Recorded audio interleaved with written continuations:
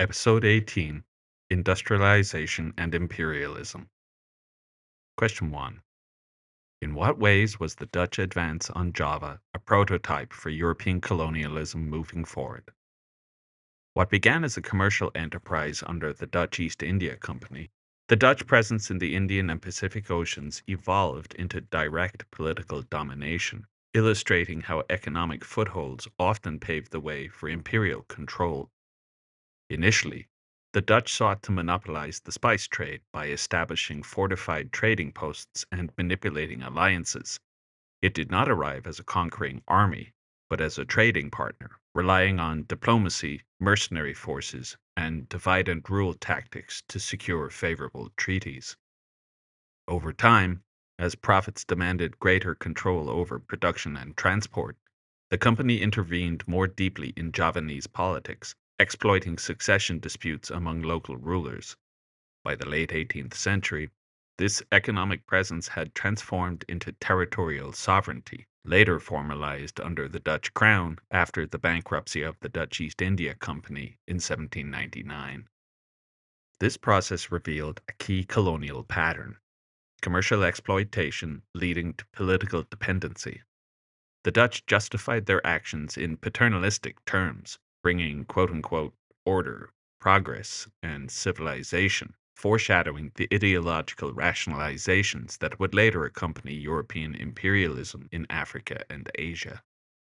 Meanwhile, the system they imposed, forced cultivation and export of cash crops like sugar, coffee, and indigo, anticipated the extractive monoculture economies that became hallmarks of global colonialism. Equally significant was the use of local intermediaries and hybrid bureaucracies, allowing a small European elite to govern large indigenous populations. This pattern of indirect rule, economic dependency, and cultural justification became the blueprint for empire building across the 19th century. In short, Java demonstrated how trade could become conquest, how profit could become policy, and how imperialism could cloak itself in progress, all defining features of European colonialism to come. Question 2. What is the link between the earlier modes of colonial domination and the cultural practices of the European rulers?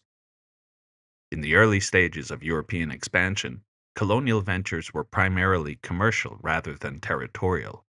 European traders, administrators, and adventurers often arrived in small numbers and depended heavily on local elites, customs, and labor systems to establish and sustain their footholds.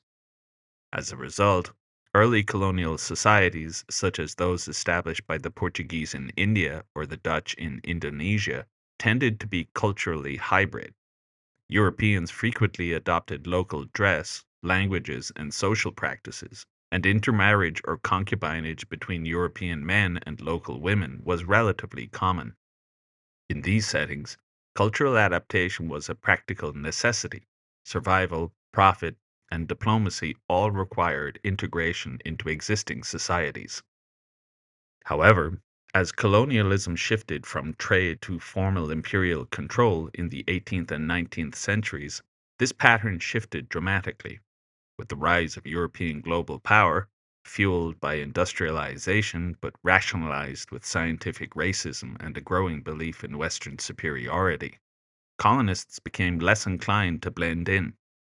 Instead, they sought to recreate Europe abroad, constructing enclaves of European life in colonial capitals such as Batavia, Calcutta, and Algiers. This change reflected the transformation of colonialism itself, from negotiated coexistence to hierarchical domination. Cultural distance became a means of reinforcing colonial control. Europeans emphasized racial and cultural segregation, instituting separate legal systems, clubs, and residential districts to preserve their supposed quote unquote civilized identity.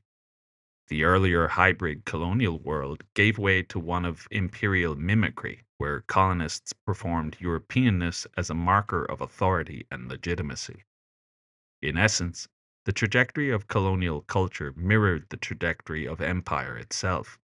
The flexible pragmatism of early trade gave way to the rigid hierarchies of high imperialism. As Europeans gained confidence in their global domination, they no longer adapted to local worlds. They sought to overwrite them. Question 3. What views did utilitarians and Methodists share with regards to colonization? Both utilitarians and Methodists supported colonization, though for different reasons, and both viewed it through a moral lens that justified European intervention abroad. For utilitarians, influenced by Jeremy Bentham and James Mill, the purpose of empire was to maximize human happiness and efficiency. They believed that European rule could rationalize government, end corruption, and introduce, quote, good governance based on reason and law. Colonizing, in this view, is a means of civilizing and modernizing supposedly backward societies by promoting education, commerce, and legal reform.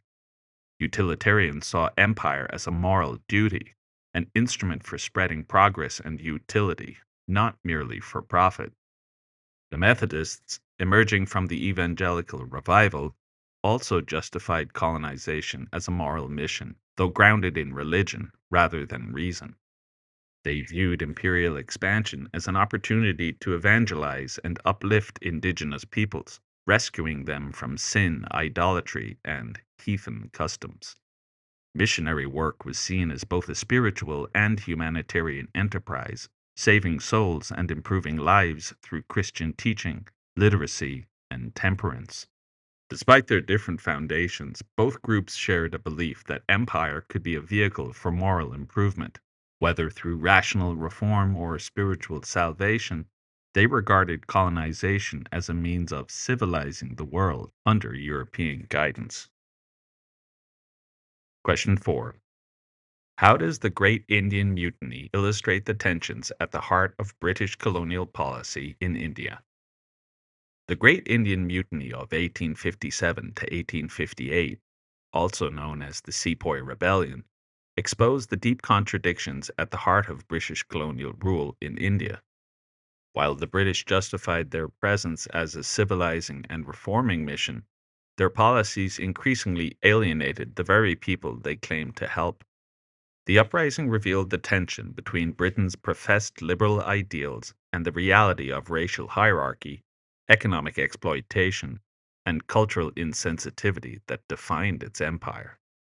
The revolt began amongst sepoys in the employ of the British East India Company and was sparked by the introduction of rifle cartridges rumored to have been greased with cow and pig fat, an offense to both Hindu and Muslim religious taboos. Yet the mutiny quickly spread beyond a military grievance to become a broader expression of resentment against British dominance. Peasants, princes, and urban elites joined in, motivated by anger over land annexations, missionary activity, and the erosion of traditional authority under company rule. At the core of the rebellion was a clash between imperial control and reform. British officials, influenced by utilitarian and evangelical ideals, sought to modernize India through education, law, and Christianity, despite undermining local institutions and beliefs. At the same time, economic policies drained wealth from India, breeding hardship and resentment. The brutal suppression of the revolt and the British conviction that quote unquote native treachery justified tighter control led to a profound policy shift. The British Crown assumed direct control in 1858, marking the end of company governance. Henceforth, colonial policy emphasized order, loyalty, and racial separation over reform. In essence, the Great Indian Mutiny laid bare the fundamental hypocrisy of British imperialism. It sought moral legitimacy through civilization, yet its practices provoked rebellion by denying dignity, respect, and self rule to the people it governed. Question 5. What is the link between the Industrial Revolution and the scramble for overseas colonies that characterized the end of the 19th century? The Industrial Revolution was the driving force behind the new imperialism of the late 19th century. As European nations industrialized, their economies and societies were transformed, and these changes created both the means and motives for aggressive overseas expansion. First, industrialization created a demand for raw materials that Europe itself could not supply. Rapidly growing factories required steady inputs of cotton, rubber, copper, coal, and palm oil. Colonies provided these resources cheaply and reliably, insulating industrial economies from the volatility of global markets. At the same time, industrial production created surpluses of manufactured goods that required new markets abroad. Colonies were seen as captive consumers for textiles, machinery, and metal goods, offering an outlet for both goods and investment capital. Second, the Industrial Revolution gave the Europeans the technological and military superiority needed to conquer and control vast territories.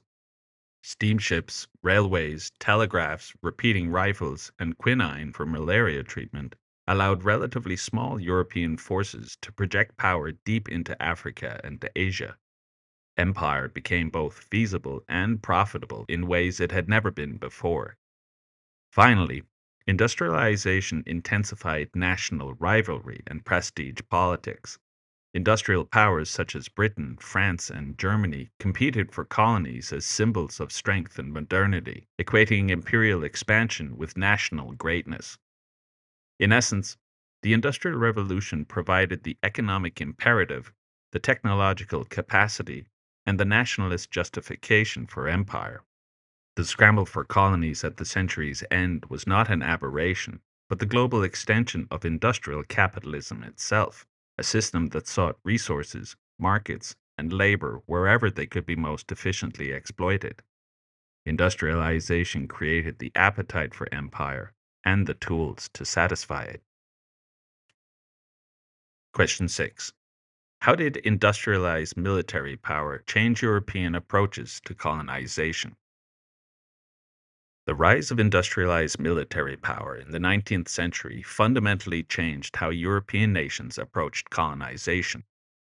Before industrialization, European empires often relied on trade monopolies, alliances with local rulers, and small coastal enclaves to exert influence. After industrialization, however, advances in weaponry, transportation, and communication enabled Europeans to pursue direct territorial conquest and sustained control over vast inland regions. New technologies, breech loading rifles, machine guns, steamships, railways, and telegraphs, gave European armies overwhelming advantages. The industrial capacity to mass produce weapons and move troops efficiently meant that even small European forces could defeat larger indigenous armies. The 1898 Battle of Omdurman, where British troops armed with Maxim guns annihilated a much larger Sudanese force, epitomized this balance. Industrialization also changed the logistics and administration of empire.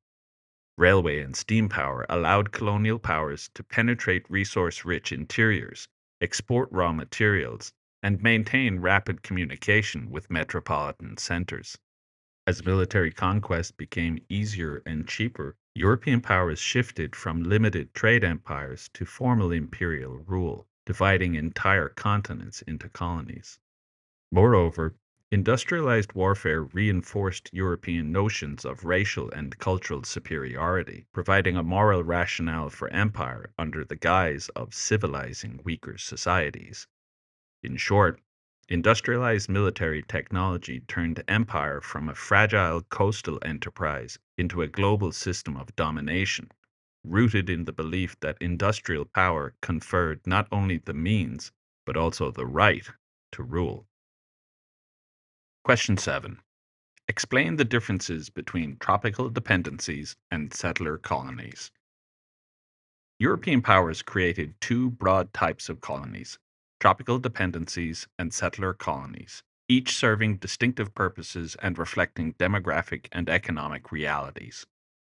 Tropical dependencies were colonies located primarily in Africa, Asia, and the Pacific, where large indigenous populations far outnumbered Europeans.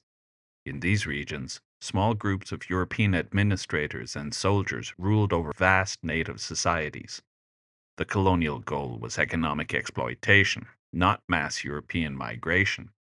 Europeans established systems of indirect rule, using local elites to collect taxes, maintain order, and organize labor for plantations, mines, or export oriented industries. Examples include British India and the Belgian Congo. These colonies were designed to extract raw materials and profit from cheap labor rather than to recreate a European society. Settler colonies, by contrast, were territories where large numbers of Europeans migrated and established permanent communities, often displacing or subjugating native peoples. These colonies, such as Canada, Australia, and South Africa, developed European style political institutions, economies, and cultures. Over time, settlers often sought self government or independence while still maintaining European dominance. In short, tropical dependencies exploited local populations, while settler colonies replicated European societies abroad, two contrasting expressions of empire shaped by geography, demography, and economic purpose. One extracted wealth, the other transplanted Europe. Question 8. How did a dominant white minority come to control South Africa? South Africa came to have the largest white population in Africa because it offered a combination of geographic, climate, and economic conditions that made permanent European settlement not only possible, but desirable, a pattern distinct from most other parts of the continent. When the Dutch East India Company established a supply station at the Cape of Good Hope in 1652, the region's Mediterranean like climate and fertile soil made it well suited for European style agriculture. Over time, Dutch settlers, later known as Boers or Afrikaners, expanded inland, establishing family farms rather than merely extractive trading posts. This encouraged permanent colonization rather than the transient coastal presence typical elsewhere in Africa. The pattern continued under British rule in the 19th century when new waves of settlers arrived seeking land, economic opportunity, or religious freedom. Unlike regions in West or Central Africa that were integrated into the Atlantic slave trade, South Africa lay outside the main trading routes. Its economy relied less on exporting enslaved Africans and more on imported slave labor from East Africa, Madagascar, and Asia, and later on local African labor systems tied to settler land and eventually mining. Because the region was relatively sparsely populated, settlers could displace or dominate indigenous populations through frontier warfare and land appropriation. Essentially, South Africa's large white population reflects a settler colonial mindset rather than a mercantile or slave trade model. Europeans came not only to exploit, but to inhabit the land permanently, establishing demographic, political, and racial hierarchies that would define the region well into the modern age.